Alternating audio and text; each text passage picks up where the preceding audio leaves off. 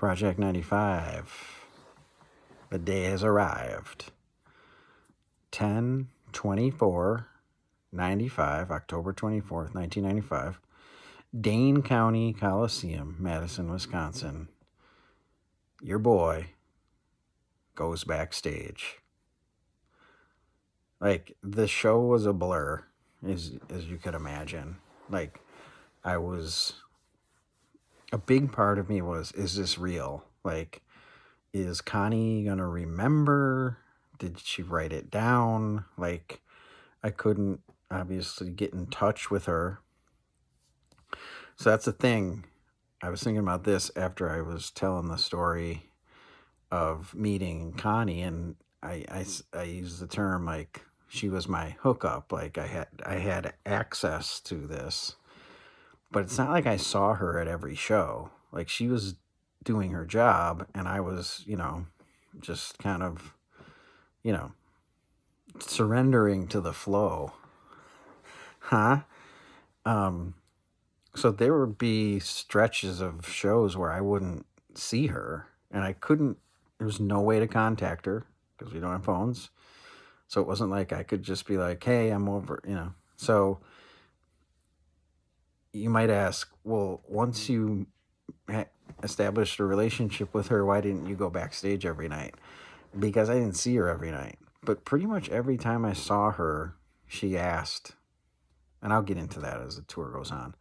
She'd be like, hey, you want to go back? And I'd be like, I kind of do.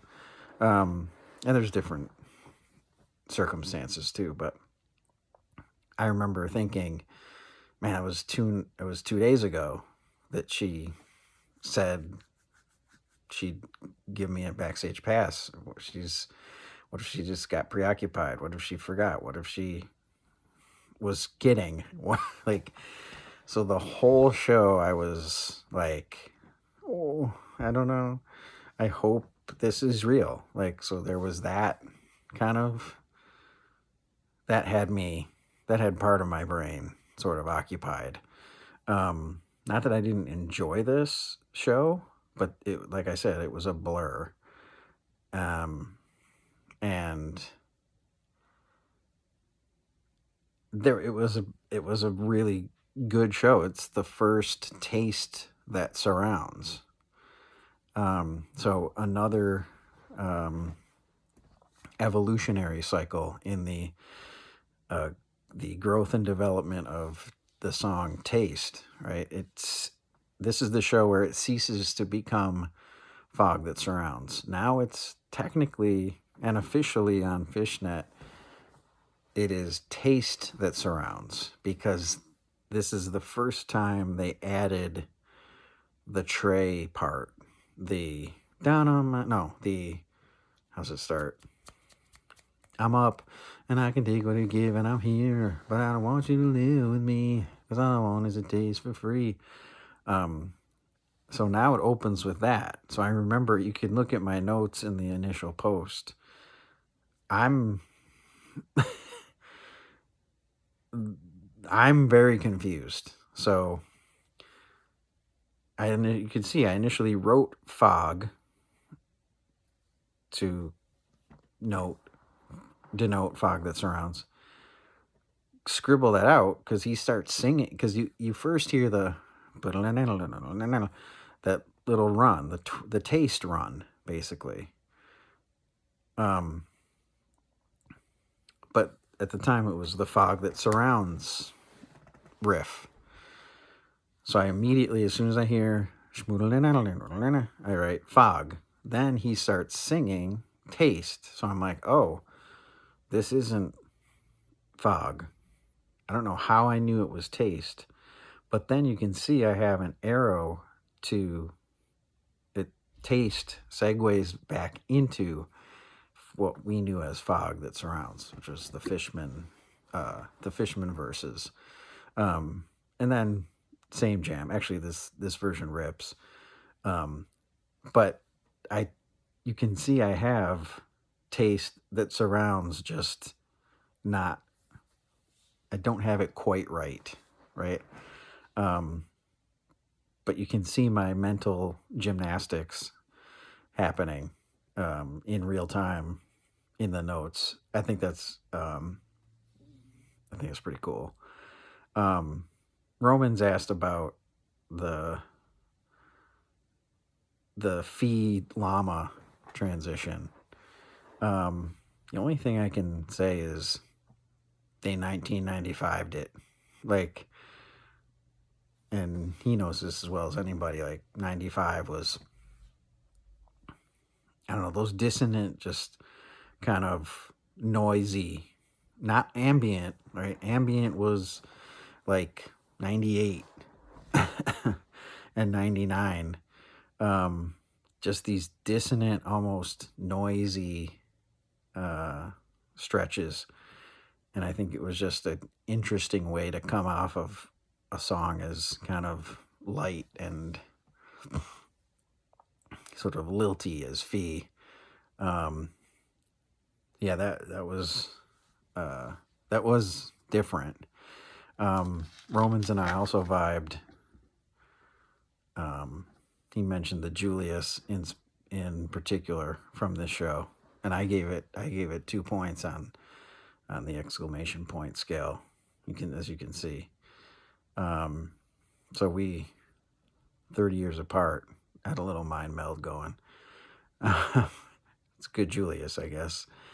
It transcends time. They're still playing this song called Feed from the bottom. So if you had 10/24/95 as the day I realized it's not called Feed, you lose. But I did, between the show and the time I got the tapes, I had learned the name of the song, because as you see on my tape case, it is labeled Theme. I just want to do my ad for Nouveau tape decks, urging you all to dust off your old Maxell XL 2s and get a tape deck. It's pretty cool.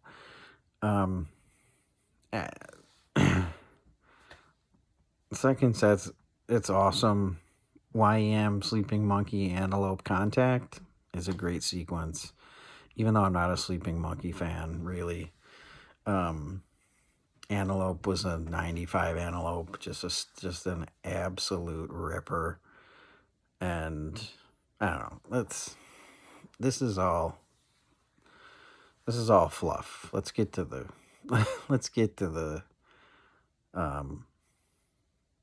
nitty gritty. I get to go backstage and I don't even know what I thought it was going to be like.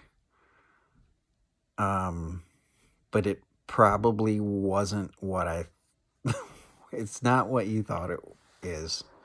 And it wasn't what I thought it was like, even though I don't know what I thought it was like. But anyway, and this is Wisconsin, right? So I went backstage, as I mentioned, 4 times and had 4 completely different experiences.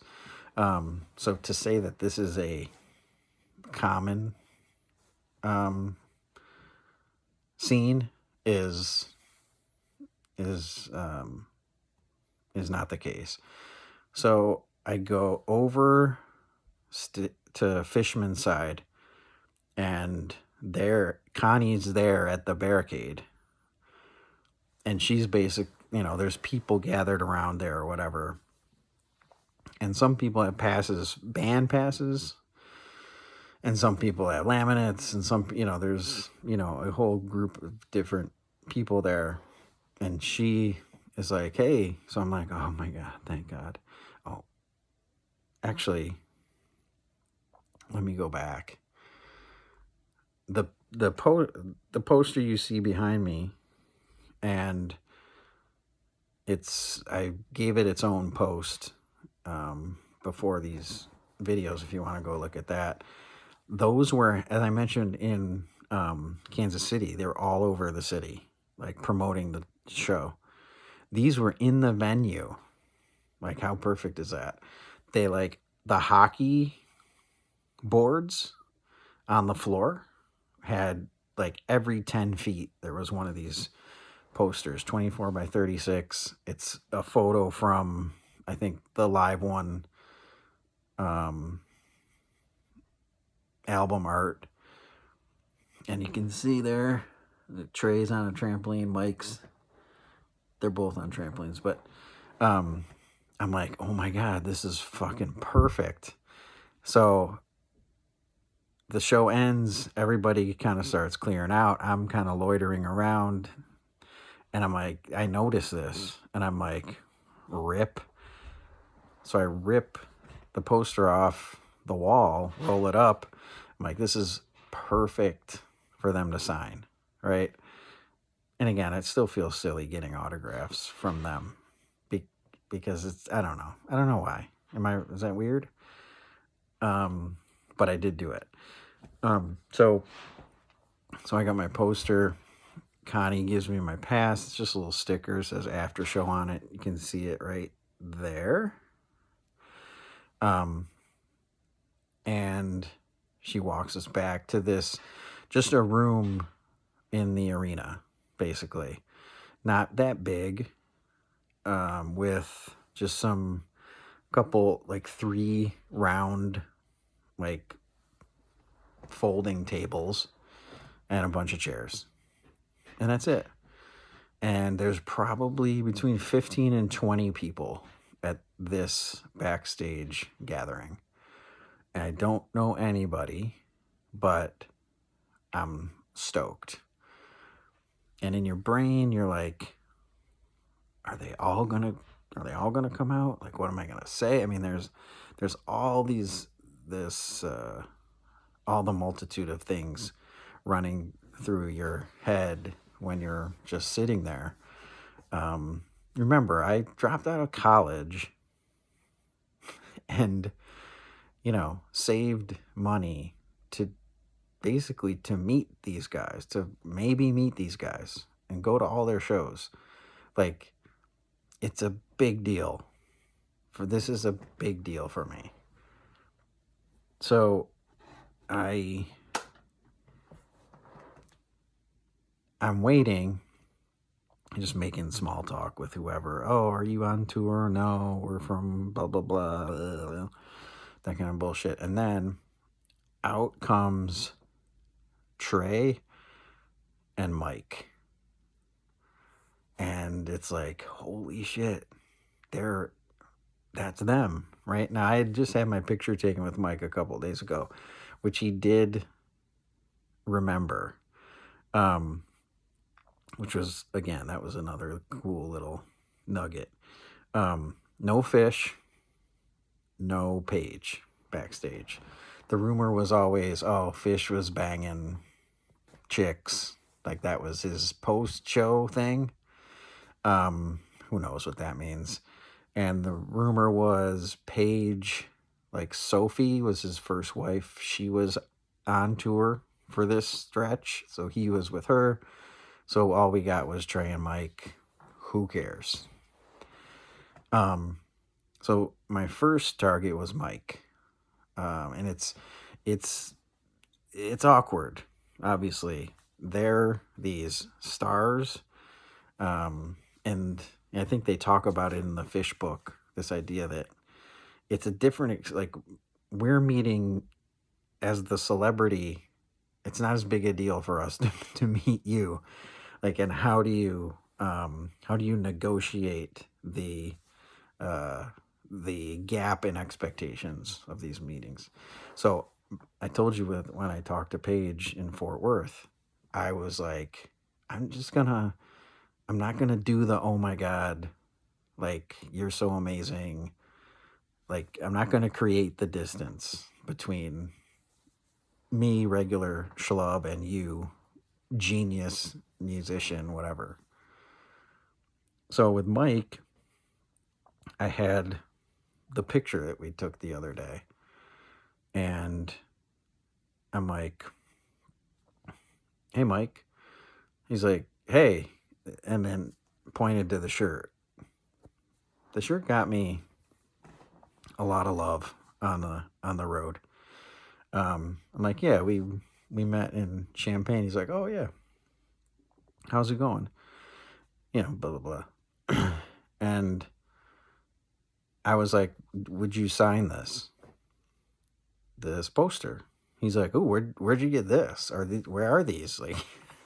Like they were out on the board. I took it off. Blah, blah, blah, blah. So I give him my pen that um, that I use for my. I always have a pen for my set lists. And he's like, yeah, sure. Takes the pen, and he signs his actual autograph, and you can barely see it. And I'm like, that was just not good enough for me. So I'm like, actually, let me get I'm gonna see if there's a Sharpie back here. So someone else had a Sharpie, and I'm like, oh, hey, can I borrow that? Yeah, sure, thanks. So I'm like, could you do it again? And he's like, yeah, no problem. So then he writes in this like crazy font. He's just got so so if you look at the poster closely, there's two. Mike signed it twice. He signed his actual autograph in pen that's barely visible. And then he signed this sort of like, it says to Vaughn, and it's Mike Gordon, and it's got all these fucking loops and shit. It's weird, like Mike. And I was like, oh, this is perfect. It's just so perfect. So I'm sitting with Mike, and it's not just me and him. Like there's, of course, other people like clamoring over. And Trey is barricaded behind a wall of people just trying to get at him. So I kind of lingered around Mike. I got out of the way, with my poster signed twice. And I'm just stalking Trey. And I want to get it where it's not just I'm standing near him and he's, he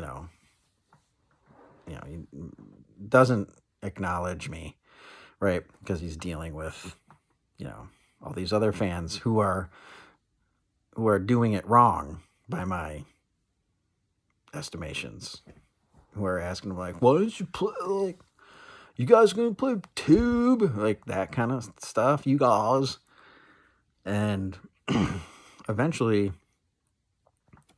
a couple people leave, a couple people are over talking to Mike, and it whittles down. There's like two people talking to Trey.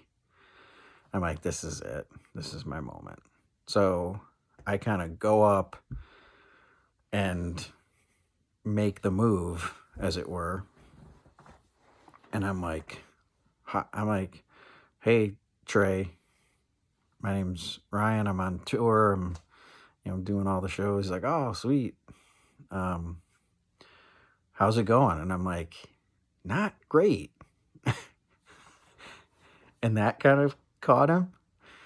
I'm like, I had to skip Nebraska because it's, I went through my whole thing about how the tour is just ragged. It's just all over the place.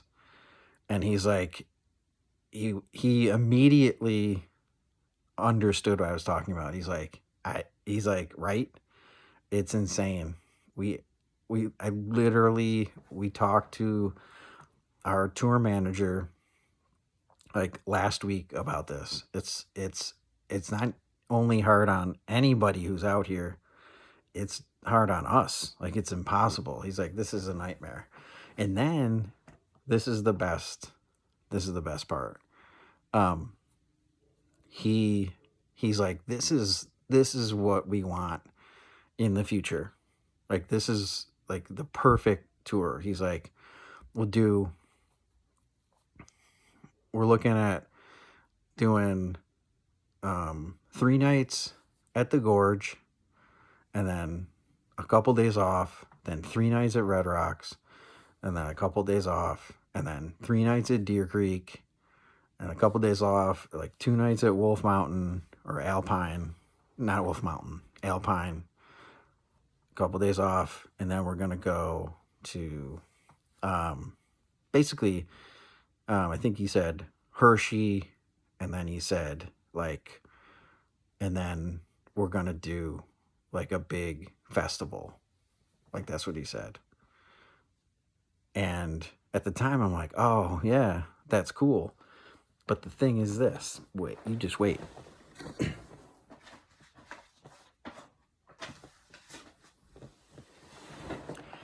It's fall 95, right? Summer 96. This is the tour. Summer 96.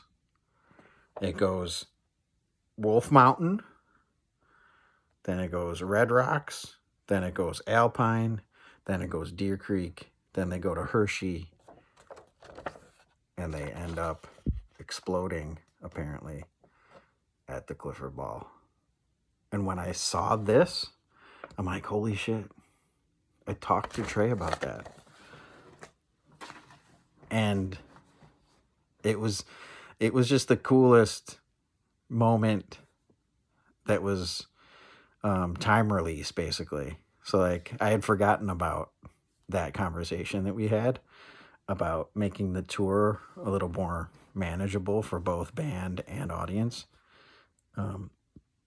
and reducing the number of shows, increasing the nights per city, or doing runs instead of, isolated nights, and the whole thing.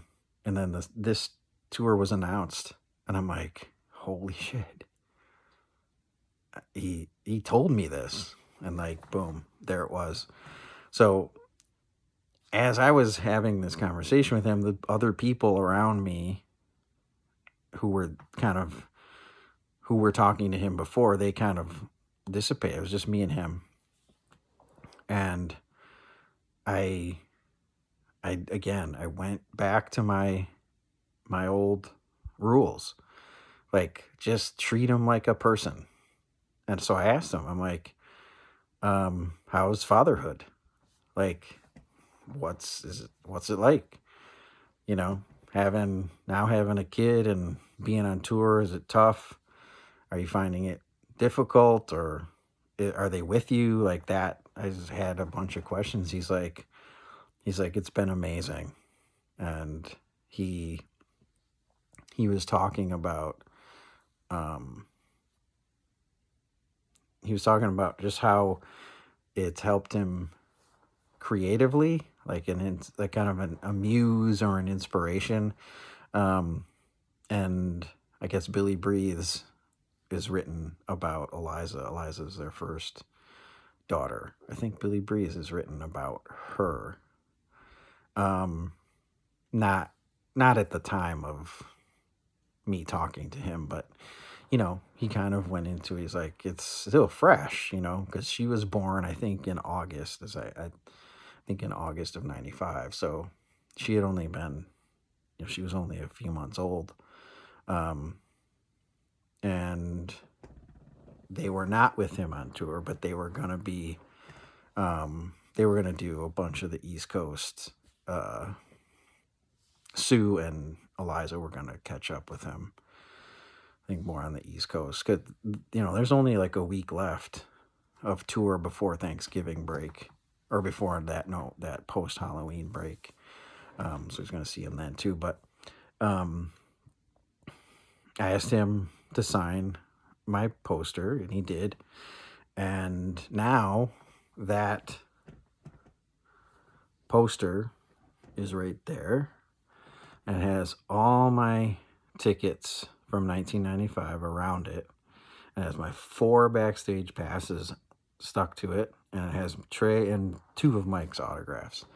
It's one of the, if there was a fire in this house, as soon as I made sure the kids and my wife and the dogs were out of the house, I'd probably run in and grab this. It's just, it means a lot to me. And that was just, it symbolizes so much of all this stuff I've been talking about for the past month or so. And it also kind of like it checks those boxes, right? I still haven't really met Phish. I will do that before it's over. But my first backstage experience was, I mean, perfect. I couldn't ask for much more other than all four of them being there and asking me to leave my car and just take the bus for the rest of the tour. That's about it. So there it is. 10 October 24th, 1995. I'm not going to see you for a couple days. There'll be some side quests, but I didn't go to Minneapolis, which was the next night, 25th. 26th was off. 27th is when I will see you at a show next in Kalamazoo, Michigan.